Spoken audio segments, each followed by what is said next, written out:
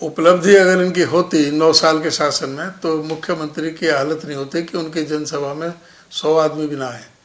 जनसंवाद बुला रहे हैं, सारे प्रशासन को लगा रहे हैं, कोई सरपंचों को बुला रहे हैं, कोई आने के लिए इनके लिए तैयार नहीं है। ये इस बात का प्रमाण है कि सरकार से आम आदमी कितना दुखी और परेशान है। जनसंवाद में जिस तरह से एक जन अपमान बना लोगों के लिए, वो अपने आप ही एक चिंता का विषय है कि मुख्यमंत्री किसी को कैसे धमकाता है, किसी को कहता है कि पुलिस से इसको धक्के मार के इसको करवा दो।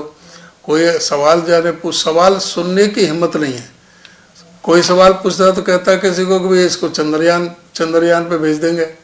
कभी कोई सवाल पूछता है कि बिजली के लिए कहता है तो इनके गांव में चेक कराओ कि बिजली का बिल कितना बढ़ते हैं, इनके बिजली के छापे डलवाओ। सरपंचों को जो है ना, महिला सरपंचों को अपने दुपट्टे डालने पड़ रहे हैं। एक विधवा महिला का उसका बेटा उसमें चिट्टा में उसमें नशेबाजी में पड़ गया तो उसको अपमानित करके बाहर करने का काम करते हैं। तो ये सरकार हर मोर्चे पे आज प्रदेश को 4 लाख करोड़ के कर्जे में सरकार ने झोंक दिया। लॉ एंड ऑर्डर में ये नीचे से, हिंदुस्तान में नीचे से नंबर 2 है। सामाजिक सुरक्षा इंडेक्स में इसका सबसे असुरक्षित प्रदेश इन्हीं की केंद्र सरकार बता रही है। आज 1,38,200 मकान गरीबों के लिए जो प्रधानमंत्री आवास योजना के तहत मंजूर हुए थे, जिसके 495 करोड़ रुपए इनके खाते में भेज दिए थे सेंट्रल गवर्नमेंट से, वो सरेंडर करके इन्होंने उल्टे भेज दिए।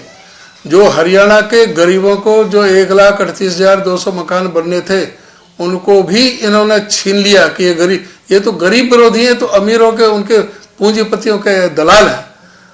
ये अदानी के लिए तो 1144 करोड़ रुपए तस्करी में रख करके दे दिए कि जो उन्होंने नुकसान पहुंचाया, जो हरियाणा को बिजली जो कट की। और अदानी के साथ समझौता करके, सरेंडर करके उनके सामने जो 25 साल का समझौता हुड्डा सरकार ने किया था, जो 2033 अगस्त तक चलना था, उस समझौते को भी इन्होंने तोड़ दिया। 2 रुपये 94 यूनिट का इन्होंने 3 रुपये यूनिट कर दिया। और 1424 मेगावाट जो प्रतिदिन जो सप्लाई करनी थी, उसको 1200 मेगावाट कर दिया।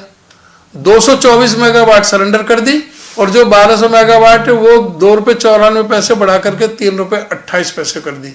इनको ये बताना चाहिए कि हरियाणा की जनता के साथ ये विश्वासघात क्यों, अदानी से ऐसे क्या रिश्ता है कि जो अदानी को प्लेट में रख करके ये पैसे दे रहे हैं। सर, भाजपा नेता साहब तो ये कह रहे हैं कि जो कांग्रेस उन पर आरोप लगा रही है कि वो कांग्रेस बताए कि उनके राज्य में किसानों को कितना मुआवजा दिया गया, कितनी फसलों पर MSP दी गई, कितनी भर्तियां की गई। कांग्रेस की सख्त से आरोप लगा रही सरकार के ऊपर। कांग्रेस सरकार में नारा लगता था कि हुड्डा तेरे राज में, जीरी गई जहाज में। आज लगता है कि खट्टर तेरे राज में, जीरी गई ब्याज में।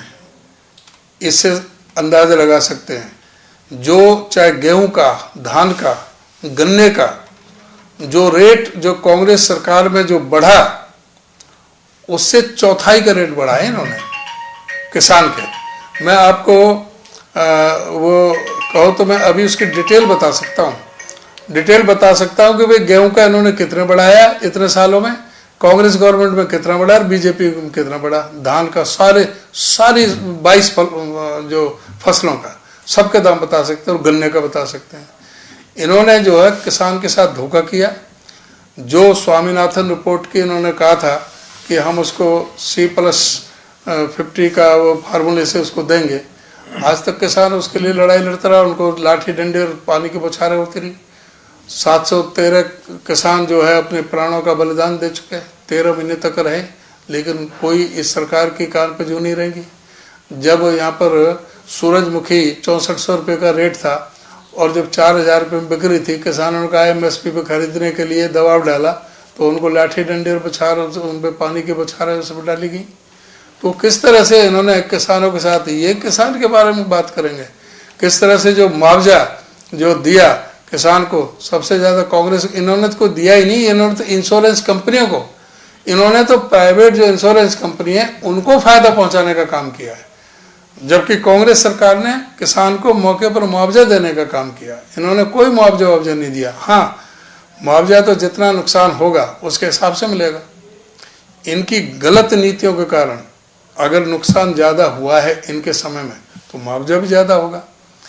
जब फ्लड और सूखा, ये भी तो समय समय का, जिस साल में ज़्यादा नुकसान होगा उसमें तो ज़्यादा होगा। तो इनकी गलत नीतियों, अब जो इतना भारी फ्लड हुआ, इन्होंने कितना दिया उसमें?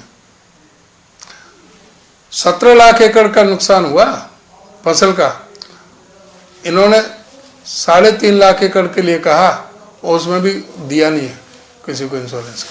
तो ये पूरी तरह से ये झूठ का पुलिंदा और कुछ भी नहीं है। ठीक है सर।